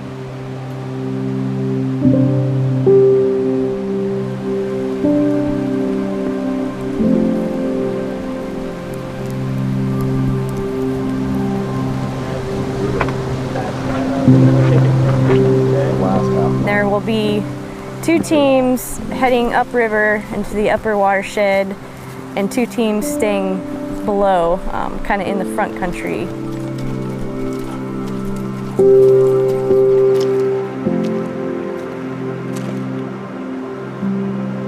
seen some other predictions about fish recovery taking 100 years or 300 years to come back and see numbers again like we're seeing here. The first couple years, the river was full of sediment. And then also there were some passage issues in the first couple years after dam removal. So it's only really been a few years that the rivers had good conditions for these fish to come back. So it's just super rapid. The thing that's amazing about summer steelhead in the Elwha is that they were trapped for 100 years as rainbow trout above the dam.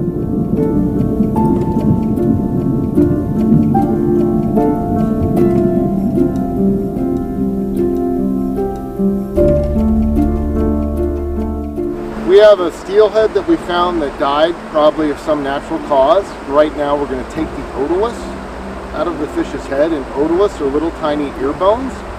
And the otolith carries chemical signatures, and we can determine from the otolith whether the mom of this steelhead was a resident rainbow trout or another steelhead. And so what we're interested here in the Elwha is we've had this real resurgence of summer steelhead, and we're interested in what their origin is. Are they coming from other steelhead, or are they coming from rainbow trout that were landlocked above the dams? And summer steelhead overall are generally struggling pretty badly in a lot of places, but they're struggling mostly in these coastal watersheds that we have, these kind of short, steep streams that drain the coast range. We have 4 1-kilometer reaches where we're electrofishing just the right bank margin of the river. I've been a part of electrofishing as a way of sampling juvenile salmonids. I've been seeing a lot of bull trout, rainbow trout, steelhead, some chinook. The trout densities are increasing even more, and the bull trout, their body sizes and forms they look a lot healthier than they did pre-dam removal. I know you're excited. This is a very tight, narrow canyon reach, which makes sense that summer steelhead would like that. So it's going to be exciting to see what we see in here.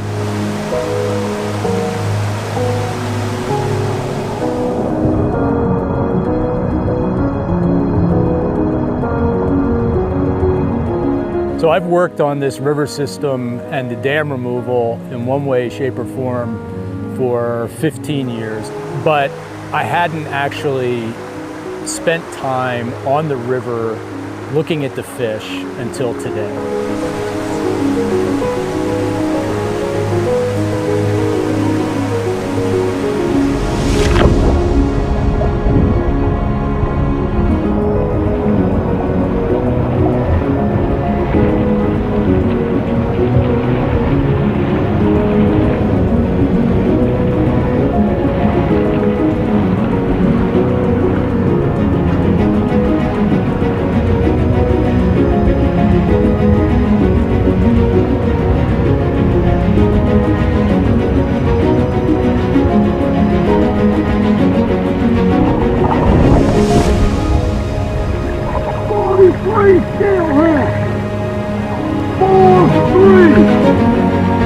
These fish are there. They're there in numbers. They were super healthy. It just cemented for me the reality. It's incredibly powerful to see a river come back to life, and I got to witness that today. And it really puts wind in my sails. And I'm completely stunned at what we saw. So we counted more fish this year just in the upper river than they did last year in the entire survey for the whole Elwha.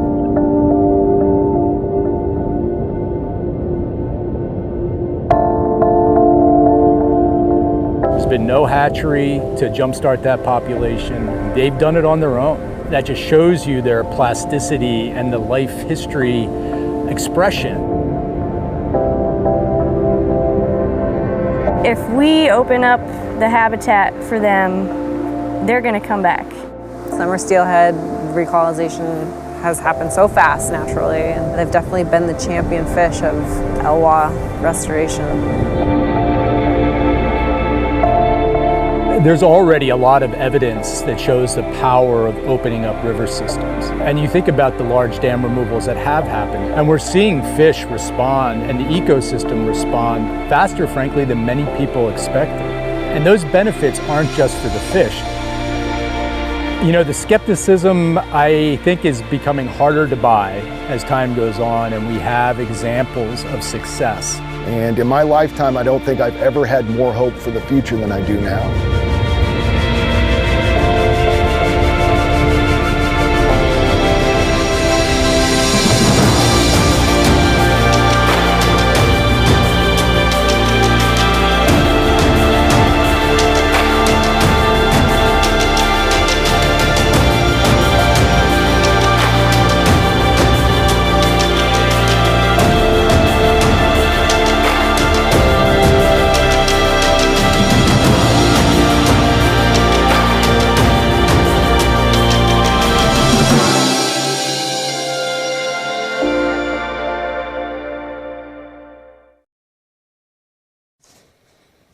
Well, there you go. Rising from the Ashes, a great little 10-minute docu-film. Shane and Jesse, Andrew Clark, they did a fantastic job on it.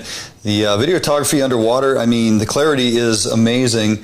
And 920 summer steelhead. Did you catch that? 920 summer steelhead in the upper watershed that were not there 3 years ago. 2016, prior to the dam removals, that wasn't happening. So steelhead are amazing creatures in and of themselves, and these are wild fish, folks. This isn't, you know, some hatchery supplemented program we're talking about here. These are wild fish making a comeback in a watershed that was dammed for in around 100 years. So pretty compelling information. Kind of shows you the ability of Mother Nature to rebound when given the opportunity. And you know, there's a lot of other barriers that have been identified that are no longer needed all throughout the Puget Sound region. Miles upon miles of rivers and streams and small creeks and whatnot that these low flow dams were put in place years ago. Way back in the 30s, and a lot of those are slated for removal at a tremendous cost, of course. But the benefits a few years down the road, once that starts happening, you can't even imagine. So nicely done. Hope to have John McMillan, Shane Anderson in studio down the road at some point to talk about the restoration of this and some other projects that are in the works.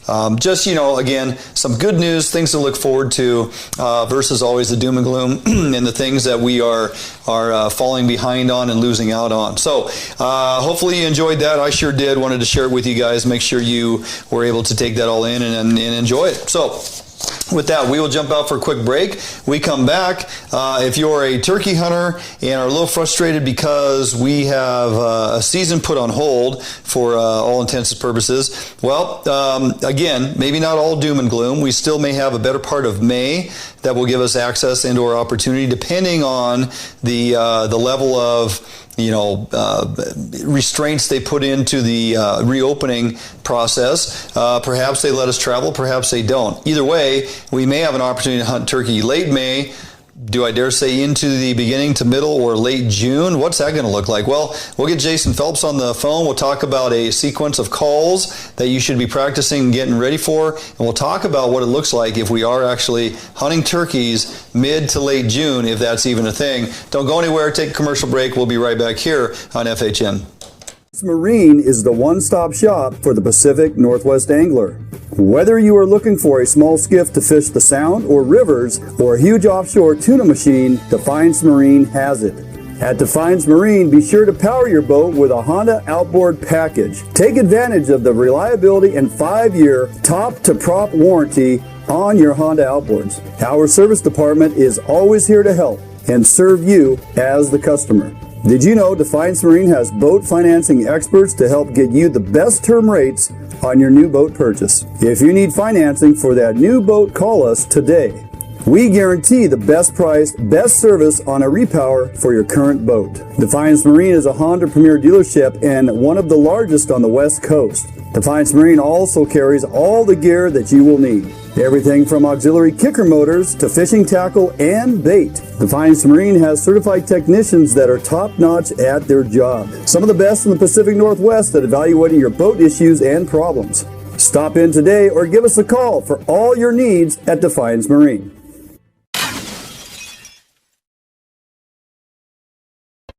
At Metal Supermarkets, we understand your need for fast access to a wide variety of metals, so we've made it easy.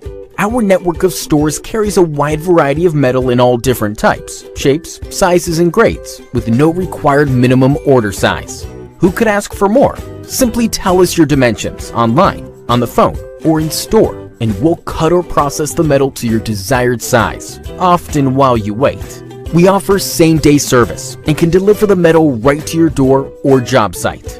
We even source hard-to-find metals, so no matter what you're looking for, Metal Supermarkets can provide it for you. And we're conveniently located with brick-and-mortar stores in Seattle and Portland, so you can check out our extensive stock for yourself. Superior customer service is guaranteed. Quality service from real people who know metal. We are the small quantity metal experts. To place an order, simply call a store to talk to one of our knowledgeable customer service representatives. Fill out a quote request online, order off of our e-commerce website, or visit one of our many locations and pick out the metal you want. Whether you're a small or large business, government, homeowner, or hobbyist, we make it easy for you to buy the exact metal and just the amount you need. We've been doing this for over 30 years, so we know how to get it done. Metal Supermarkets, the convenience stores for metal. Visit or call a Metal Supermarket store near you today. What if there was a smarter way to search for your new home? Introducing the Better Homes and Gardens real estate website and mobile app. This revolutionary new search tool puts your needs first. Narrow your search to what matters most to your family, like school data, school districts, and even walk scores. Get easy access to your local affiliated agent, as well as unique and local insights about neighborhoods and properties directly within the app. With synced and saved preferences, you'll always pick up wherever you left off. Get your smarter search started today with Better Homes and Gardens Real Estate.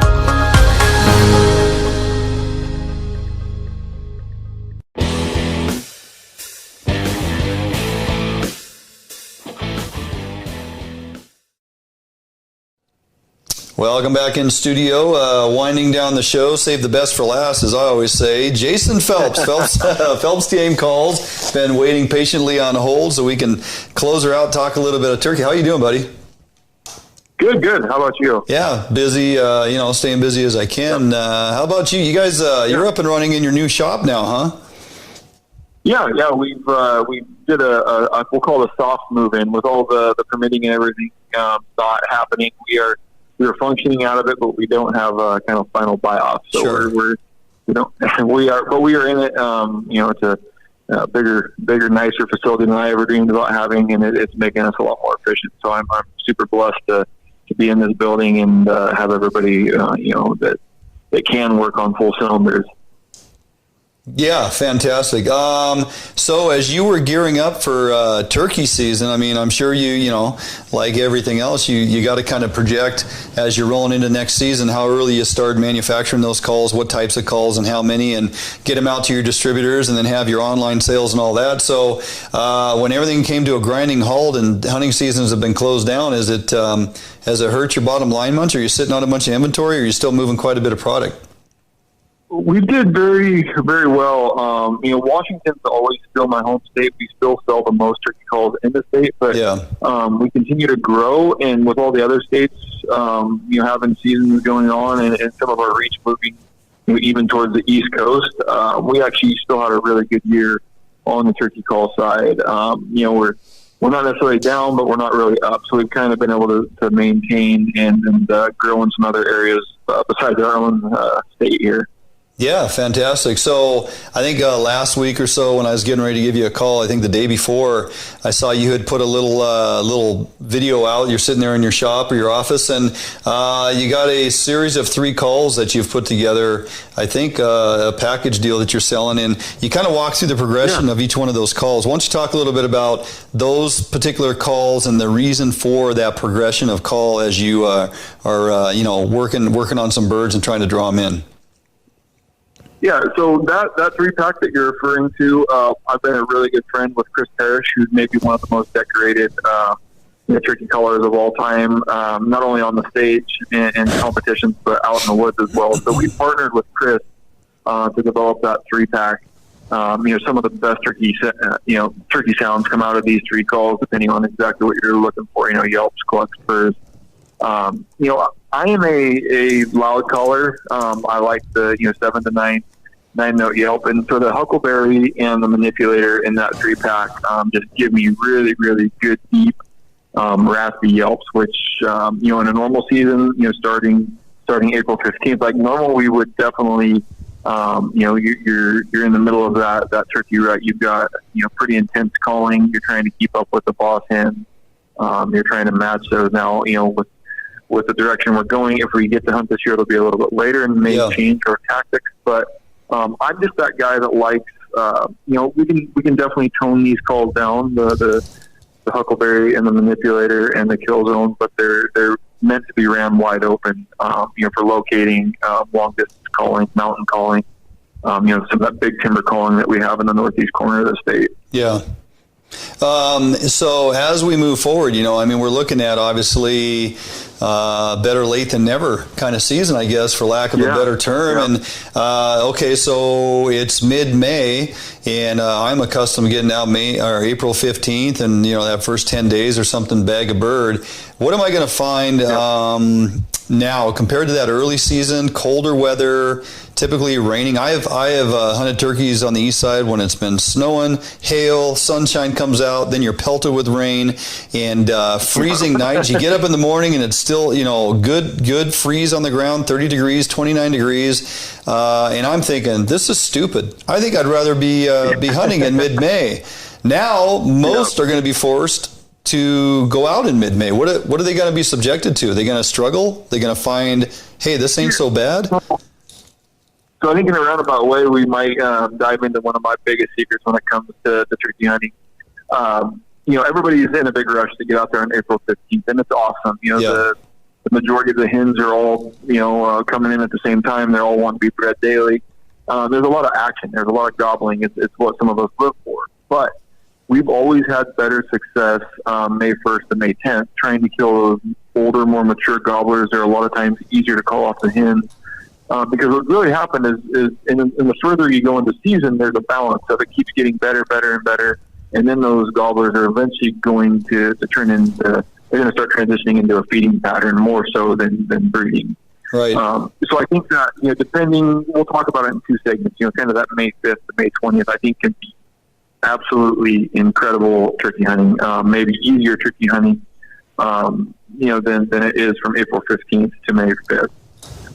You had made mention to why are we getting up so early, and another one of our, I don't know how many people have employed those tactics, but a lot of times we'll sleep in during the spring season, on the opener or 16th, and we won't go hunt until 9 or 10 o'clock in the middle of the day because those midday birds are a lot of times easier for us to ultimately kill. Those hens that he was with have went and nested potentially, and we can call that bird off. So that's another, another good thing that's going to happen as we move later to into May. More of those hens are going to be nesting. It leaves those gobblers more vulnerable. They're looking for love kind of in the middle of the day. But as you get past, say, May 20th, May 25th, and a lot of this depends on just how good the breeding season was earlier. If some hens are still trying to, put their clutch together and get their, the amount of eggs they may still be breeding. So a lot of that depends on that. But let's just say on a normal year, you get towards May 20th, these toms, they're best friends most of the year besides maybe a month and a half, 2 month stretch here. So those birds will start to gobble.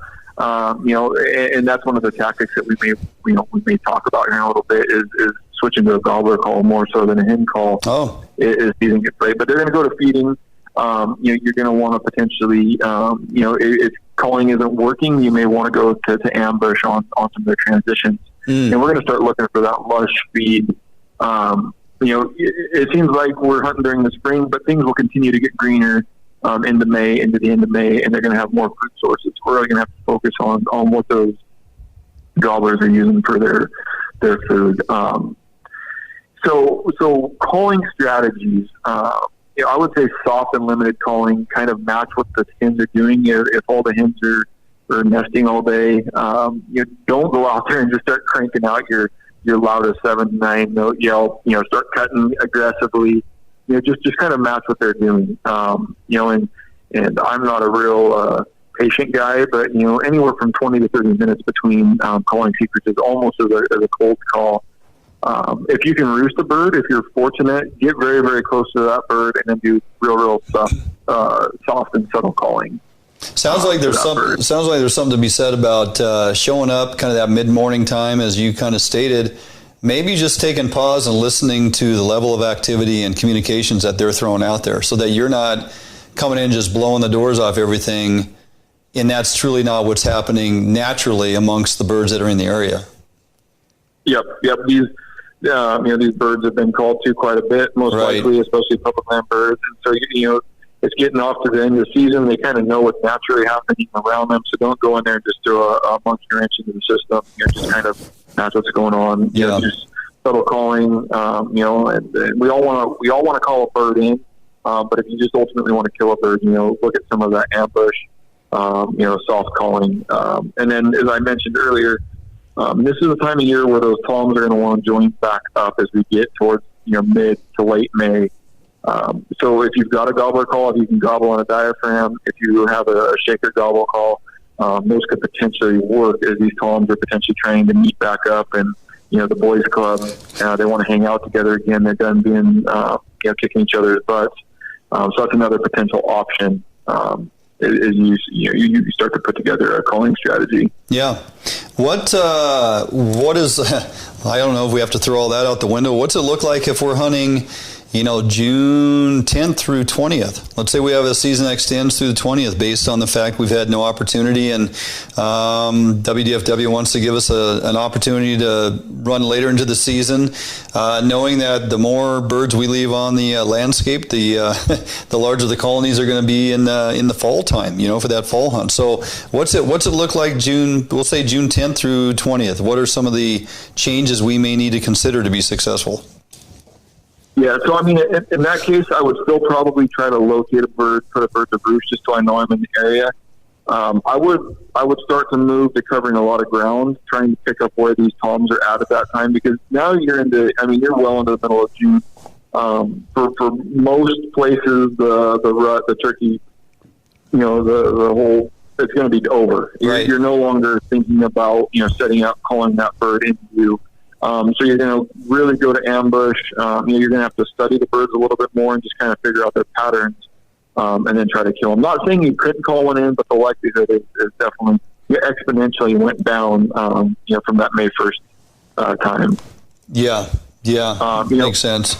Even we have, decoys. If you're going to use a decoy, I would say even then, by the time June 1st rolls around, decoys are going to be tough. And one of my strategies on that, May 5th to May 20th timeline is don't go crazy with your decoy spread. These turkeys have potentially seen a big giant decoy spread, aggressive toms or even challenging jake setups. Some of these birds are going to be more reluctant to come in if they see that, versus what we're trying to do with decoys. So, my recommendation for that is just a single hand decoy. Try to make that bird comfortable coming in. So, getting to that June 10th to 20th, I caution everybody. It's an absolute blast and a fun way to hunt. Trying to sneak in on turkeys. I've really enjoyed the times I did it, but just be safe, because there are some more dangers associated with sneaking up on turkeys. But it's a really fun way to hunt. Especially if you're the only one in the area. Yeah. So locating, almost going to deer style turkey hunting. Spot them with binoculars, optics, and then moving in on them. Full on spot and stock. Yep. And this is a joke. Everybody will get it, but make sure you get the wind right before you try to throw something. Yeah, well, there's nothing else. It's just good practice, right? So for their bigger cousins later in the fall. So, some pretty solid advice there, Mr. Phelps. Appreciate you jumping on with us this evening and making that happen. Would have been best case scenario, get you in studio once again and kind of walk through that progression of calls like last year. But hey, we didn't get that opportunity. But elk season's not too far down down the road, and we'll bring you in and start talking about some elk hunting again. So, yeah, I'd love to come back to the studio. You guys got an awesome spread there, awesome pad, and they really enjoyed my time there. So, yeah, I look forward to talking elk hunting when that comes around. Yeah, fantastic. Well, I'll hold you to it. So, all right, buddy. Well, appreciate it once again. And if you get out there and bag a bird, make sure you throw us some photos so I can get them up on our Fish Hunt Northwest Facebook page. And good luck to you, and hope you bag a bird or two. Yeah, thanks a lot for having me, Dwayne. And I'm not gonna lie, I've got a coveted spring bear tag in my pocket that I probably won't even go chase birds this year. So I'm just hoping this thing gets opened up so I can go inside and hunt some bears. Right. Yeah, you and a handful of other folks too, because you drew a pretty good bear tag this year, didn't you? Yeah, and I can already read the writing on the wall. If I have to give it back, I probably will never draw for the next 10 years. So fingers crossed. But I may try to squeeze in a quick turkey hunt. But yeah. Fingers crossed I can go bear hunting here. Yeah, well, let's hope you do. Good luck to you. All right, man. We'll talk to you soon. Take care. Yeah, thanks, man. Yep, see ya. All right, Jason Phelps. Phelps calls. If you hunt turkeys, elk, deer, ducks, geese, he's got game calls for almost every critter, even predator calls now. He's got a full line. Doing very well. Just a fantastic person. Love to have him here in studio. Jason Phelps is one of a kind. Check out everything he's got going at Phelps Game Calls. If you're looking for a specific call, they don't have it. I'm sure they can probably build it for you in his new shop. So, all right, I want to remind everybody who's tuning in this evening, hey, thanks for sticking it out for the last 2 hours. Really appreciate all the information and insight here on the old text line. And I want to remind you that, yes, the Roosevelt Kokanee Roundup is coming up sooner than later. Things are starting to fill up fast, so get on our Facebook page. It's pinned to the top, all the information there. The Fish Hunt Northwest Max Lure Kokanee Roundup, Lake Roosevelt, over at Banks Lake. All the information is available. Be sure to sign up and join us. Going to be a heck of a good time, and look forward to meeting a lot of you folks that follow us week in and week out. That is going to do it for me tonight here in the studio. How about that, Josh? Finishing on time and everything. Huh? We can just sit here for a couple minutes. Probably not. Yeah, probably not. So, hey, be relevant on social media throughout the week, so we can as well. Throw your questions up there that hopefully we can answer. Post your pictures if you finally get out and do something after we open up here, get back to fishing and hunting. Share your successes with us. If you have recipes that you've been trying out lately, especially if you're doing any of Chef and Sherry's recipes in your kitchen or on your grill, throw those to us. Post up some pictures. Let us see what you got going on. Appreciate the interaction and the information via social media as we get through the next couple weeks. Hopefully, look forward to fishing and hunting soon. So, take care. See you all next week. Hopefully, we'll have another great show lined up for you. And who knows what it's going to be, but I'll put something together. Appreciate you all joining in. Have a great week. God bless, and be safe.